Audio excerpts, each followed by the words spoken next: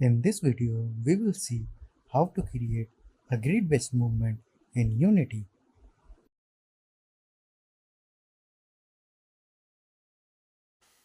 I have a white and black grid board and a cube. In a cube, I have attached the mover named script.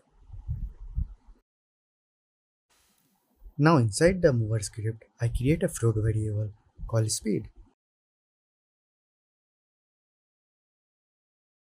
And then inside the update function, I write if input dot get key down and key code is W.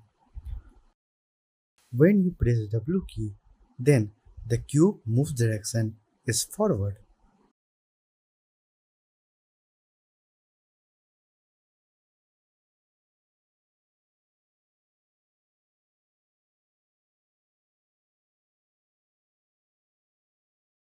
Different key events move the cube in a different direction. Now you can see that the cube movement is grid based.